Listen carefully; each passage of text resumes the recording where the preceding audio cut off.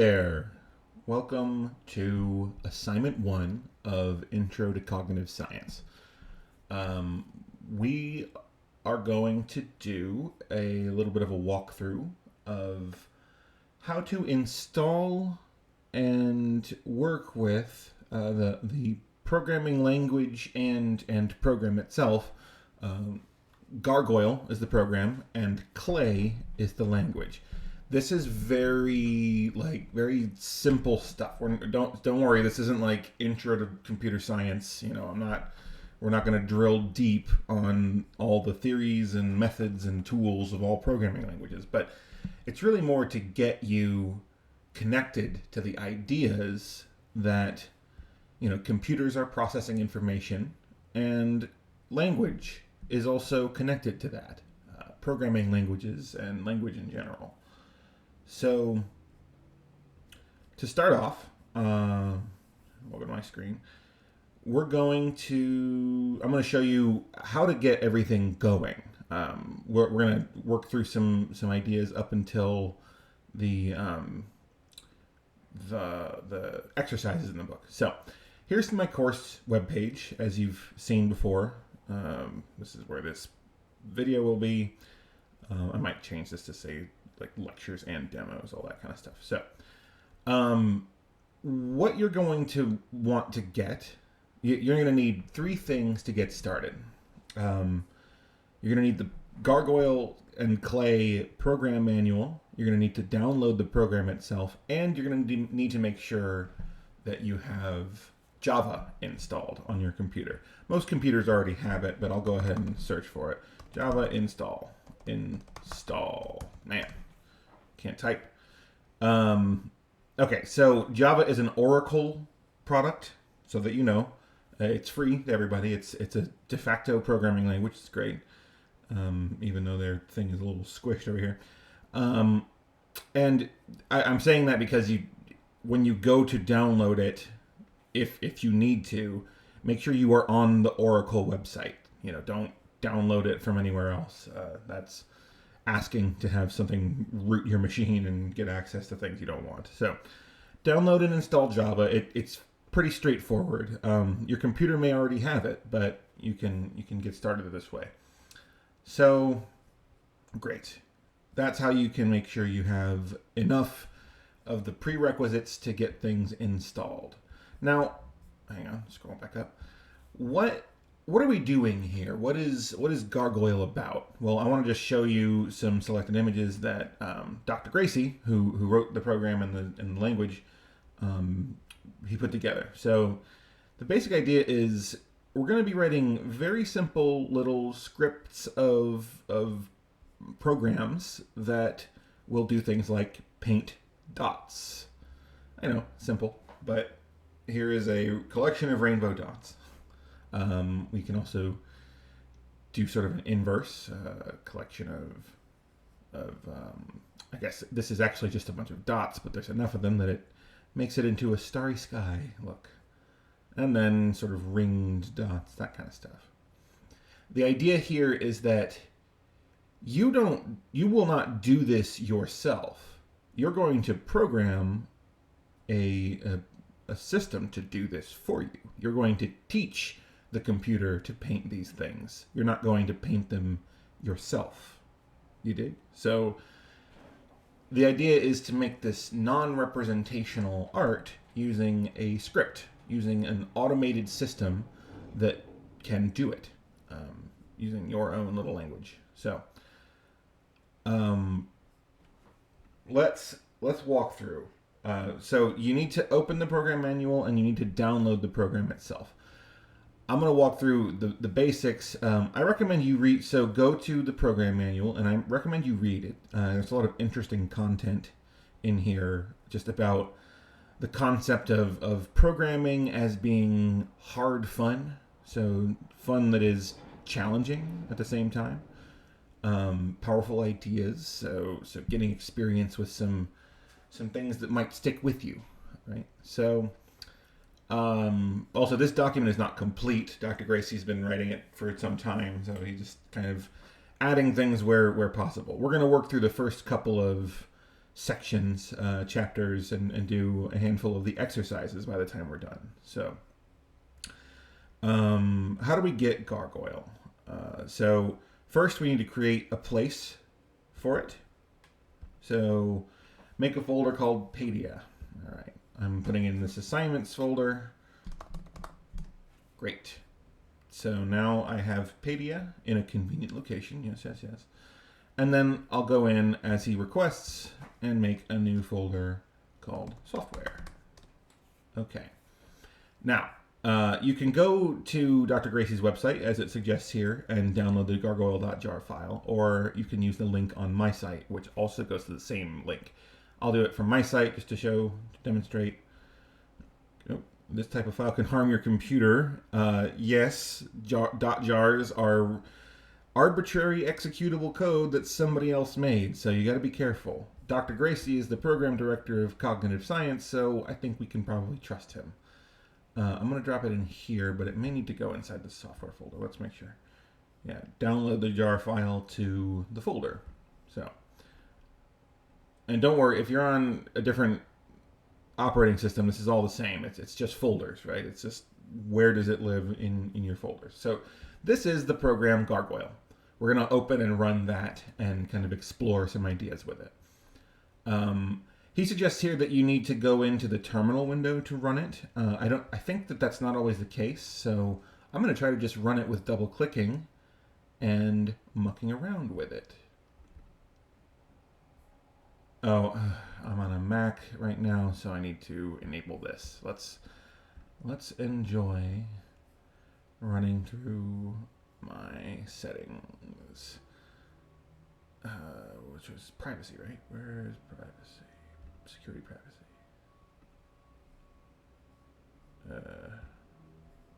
Yeah. Okay.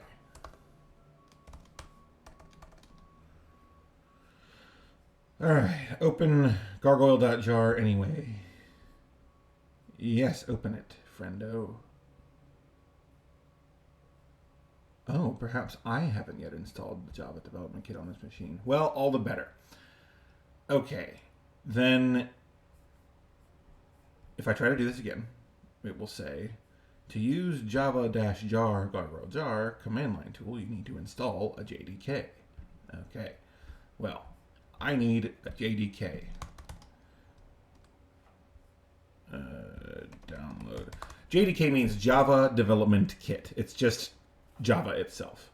And, okay, here we go. Go to the download for the Java Development Kit. This is Oracle's website. As with most downloads, you just get the one that is most recent and most up to date for your system. So, don't need the documentation. I need the JDK. Let's do it. Important note: license has changed. I think that's okay. We're not doing it for Linux. We're doing it for Mac OS, but pick your poison. You have many options here. I suppose I'll get the archive. Or no, I guess I'll get the installer. The installer will do things a little bit more automatically. Yes, I understand. Java is a commercial product, yada yada. Let it download. Yeah, I know, it's boring. Hope you're having a good day. Oh.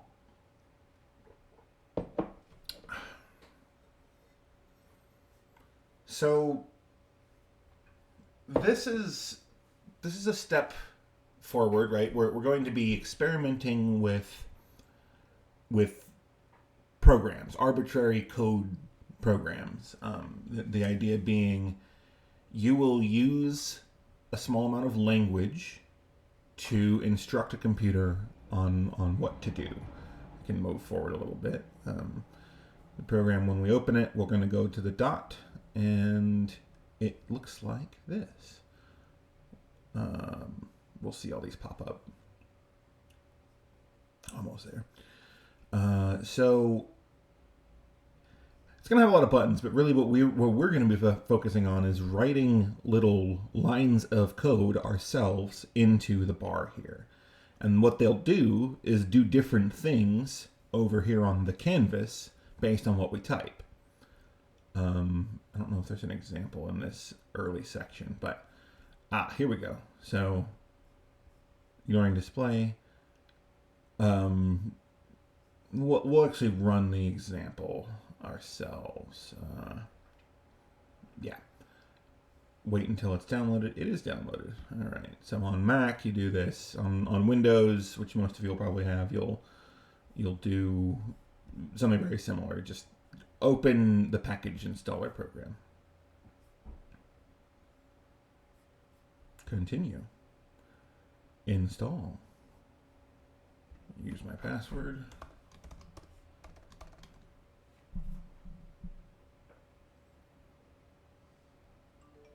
Install succeeded.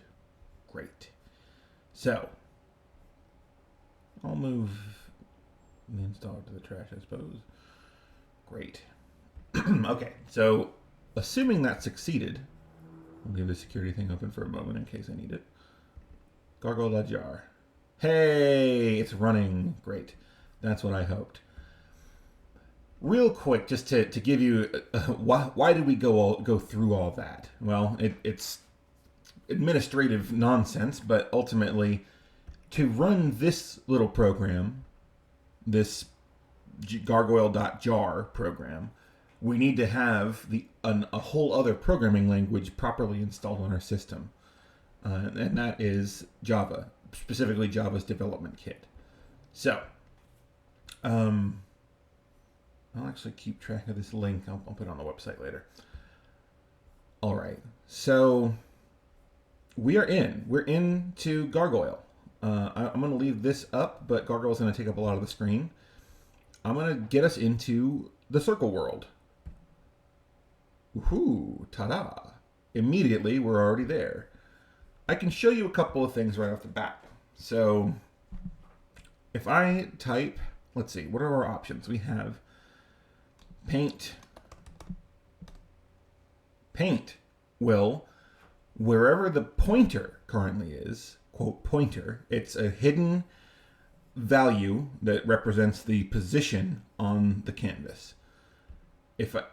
Wherever that pointer is pointed right now, if I click paint, if I type paint, it will put a dot there.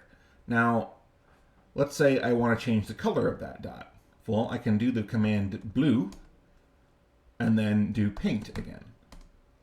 It has changed. I can do the command red and I can do paint again. I see. Okay. So now, what if I don't want to just keep writing in the same spot? I can do something like move. Move has randomly placed the pointer in a new position somewhere on the page. We don't know where it is. Let's find out. Let's change the color to green, another command that we have access to, and then do paint. Look at that. Interesting. All these are simple commands that we can instruct Gargoyle how to do a thing. So move, paint, move, paint, move, paint. What if we want a random color instead? We can just type the word color. Move, paint. Color, move, paint. Okay, it's a little tedious. How about we put these together into a single statement? We can actually write a new function that's composed of these other functions. Let's say new dot is color, move, paint. Now, if I do new dot, it does it. We have collapsed several steps. Man, it sure does love green. There we go. New dot. Great. So we've collapsed several steps into one concept. We have, in a sense, chunked several ideas for the computer into one new idea. Now, another cool thing that we can do here is we could say, I don't want to do it once, I want to do 3 new dot. I want to do 30 new dot. I want to do 100 new dot. Now we're cooking with gas. This is the basic idea of gargoyle. I've already shown you around pretty quickly. Let's walk through up until your first exercise. So I'm going to close it and look already. There's a bunch of stuff in here. Ooh, interesting. So we have the language, we have some HTML stuff, we have a place where your images will be stored. These are what you'll hand in when you're finished. And yeah, so let's step through the introduction. So we'll get down to section 2. Okay. So as I've already shown you a few of these things, we can do the paint command, we can do the move paint command, all this good stuff. So I'm going to do the exact thing that is done here again, just so that it's clear. We get, oh, all right. So keeping this, our friend, the manual open, because this is where you're going to be working from. We'll keep the manual open. I'll make this the text output area a little smaller, just so we can, come on, be friendly. Okay. So, what are we doing? It's very tiny. Don't want it to be too tough to read. Come on, move away buttons. Okay. So, here's the first thing we're going to do. As I said before, we're going to follow every step of the way. You can do this too. You're only responsible for the assignment for doing exercise 1, but it's easier to follow the concepts in the text if we go ahead and do these. So let's do paint. Capitalization does not matter in this language, by the way. So you can type paint or paint. It's valid either way. Move paint. We can put a dot somewhere else. Move paint, right? Move means go to a random place. Paint means right there, draw something there. Move paint. We can make dot, a new command built of move paint.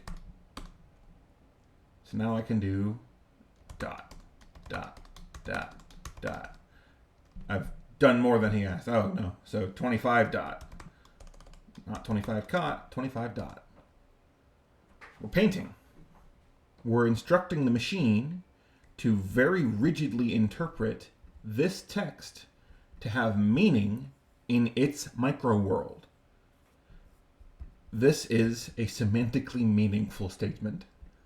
It's explicitly information processing, because all that move is doing is changing some internal values of where, quote, where the pointer is, and all paint is doing is changing pixels near that value in this space. I can do it again. Oops. I need to type into. Do it again. Do it again. Do it again. Do it again. Oh my gosh. So that is the idea. Going from nothing to a newly painted canvas. So another couple of things to look at here there are meta commands in the language that help you reset, get back to start. Let's see. The reset command resets where everything is. The size of the circle that you might have changed with another command, the location of the painter, what direction that painter is pointed, that matters in some cases. What color are we? We're 0, 0, 0. 0 red, 0 green, 0 blue. That means black, right? And there's nothing going on the counter. So this is the internal state of the machine. This is the internal, potentially you could say this is the state of a Turing machine, the values that it has internally.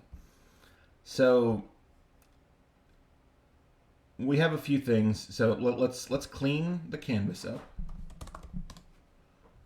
Okay. We're back to a blank slate. Good, good, good. So the canvas is empty. Our pointer is reset. What do you think will happen if I type paint right now? Probably going to be right in the center, because we reset where the pointer was looking, the painter, sorry, and the color has been reset. So when I go to paint, it's just right there in the middle. So keep going. So yeah, cleaned and reset. Let's continue on in the example. Man, I have very little real estate. I don't want to make the canvas smaller though, so we'll just keep going back and forth.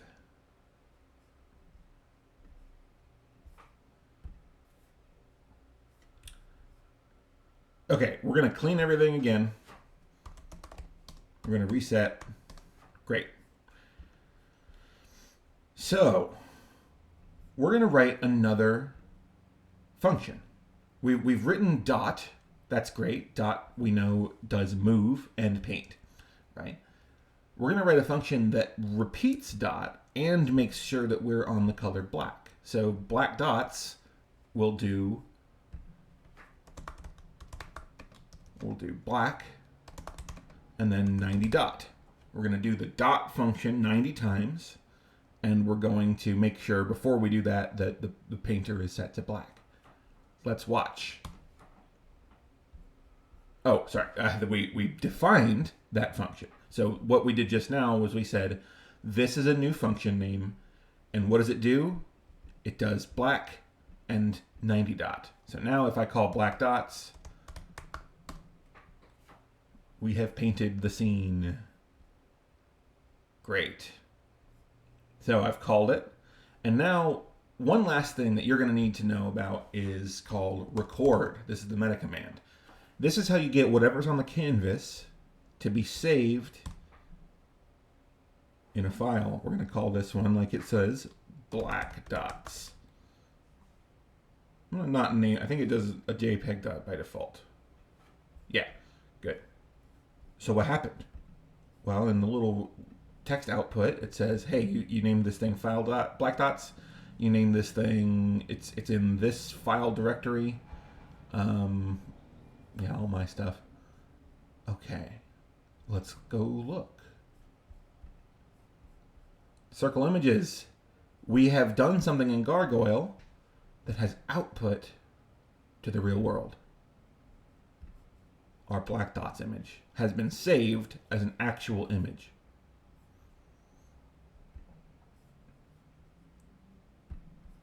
So, we recorded it. Hang on. Let me finish the little instruction here. It also wants to say display. Oh, so this is how we can examine the guts of a particular program that we've written. So if we want to do, I guess, just anything, just everything. No. I've done something wrong. Display. I guess I want to see black dots. Okay. This is, we've seen a way to make an actual image out of this program, and we are also now looking at how is this, what have we done so far? How did we make this program able to do this? Remember that the basic units are move and paint. Also in this case, black. Remember, move moves to a random place. Paint paints whatever we're currently, whatever color we are, it paints a dot of the particular size that we're at. And I've defined the function dot to be both of those, move and then paint. Then we've defined a function using dot to be turn black and then do dot 90 times, black dots.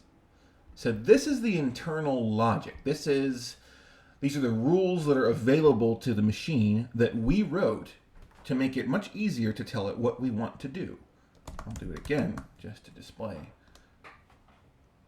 all kinds of stuff. I can keep doing it. Oh my gosh. Black dots. Oh my gosh. Cool. So,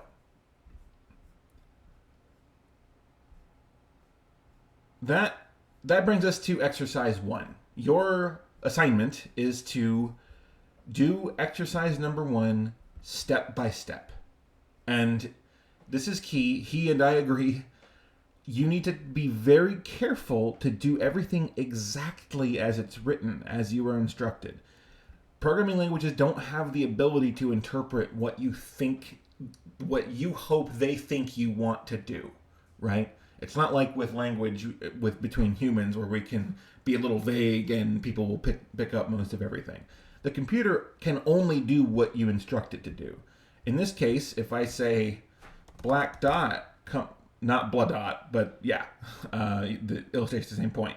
Black dot. Well, what's that? Hey, you should know what I mean. No, it should not. Black dots is the name of the function that we wrote. We have to use all of the letters, black dots, right? There's no room for interpretation. So, carefully go through this exercise, and then essentially, I want you to hand me in your blackdots.jpg. We'll put that on Blackboard. And you can stop there. If you want to run forward, you'll get ahead of us, and that's totally fine. But this is all very step by step. You can continue on if you like and do fancy colors. Great. But for now, the assignment is this simple. Just get a taste of programming and a little bit of non-representational art by putting this stuff together. So if you have questions, as always, you can ask. I have office hours. I have the weekly meetings. I can meet anytime. Or if you just want to send a quick question, I can easily answer it. So that's it. Thank you so much, and I hope you have a good week. Take care.